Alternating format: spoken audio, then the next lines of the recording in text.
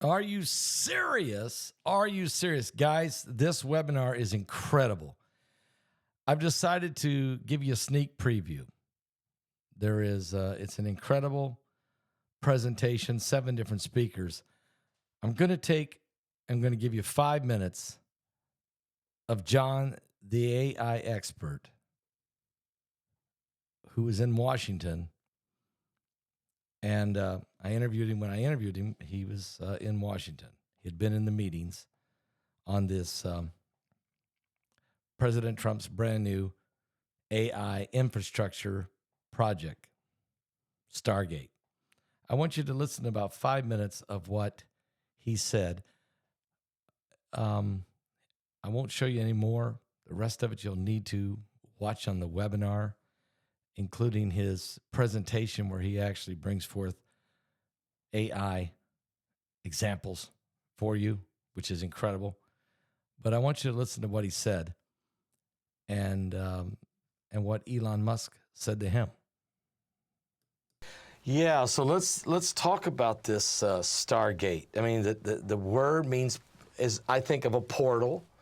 I think of, the stars, the constellations, the heavens.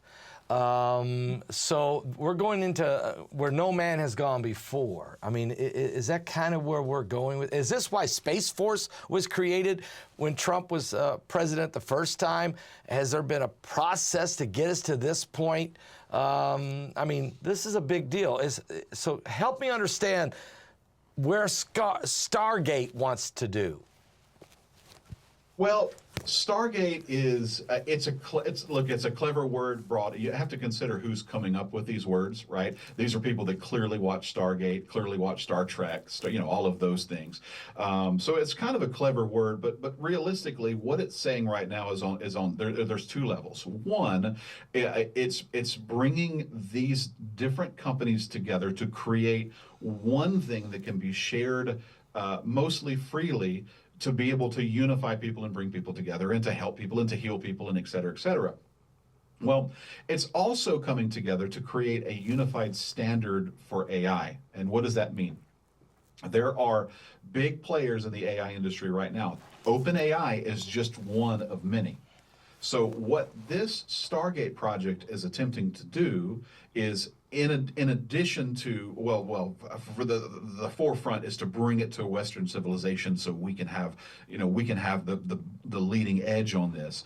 But it's going to take all of these AIs that are kind of floating around the world right now and create a communication standard to where all of their information is shared together, and they can learn off of one another, but they can build a friendly ecosystem of artificial intelligence. And if we have a large ecosystem of artificial intelligence that with the intent to do good and not to do harm, then this is why there's $500 billion looking to be invested in this. And this is actually just a seeding round of that.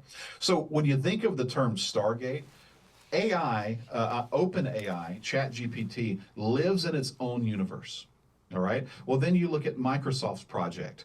Its AI lives in its own universe. Well, then if you look at Amazon and what they're doing with AI, it lives in its own universe. And if we were going to analyze this biblically, right? So let's say OpenAI is the legs, and Amazon is the arms, and Microsoft is the whatever. What it's trying to do is take all of these universes and create a bridge, Stargate, create a bridge for them to feed off of one another and to help one another and to predominantly lead our world into good measures. Does that make sense? Yeah, it Sometimes does. I have trouble explaining No, that. it's an amazing explanation. And then you got Elon Musk and SpaceX, Tesla, his boring company, the different things he does. I'm sure he's also with space, and what about DARPA and some of these guys? I mean, they got their own universes too, right? Yeah, that's exactly right. Now, I was with Elon last week, and if I could be frank, the idea, and he's pursuing it, because if we don't do it, who is going to? But the idea of artificial intelligence is absolutely terrifying to him. He sees that, and look, this is a smart fella. this is a really smart guy. You guys know this. You see what he does on TV. You've seen what he did with SpaceX. I mean, how in the world are we able to catch our own rocket with a pair of tweezers? I think he calls it chopsticks, right? Yeah. But this guy is highly intelligent, but he recognizes what these things can do and have the potential of doing, and it really.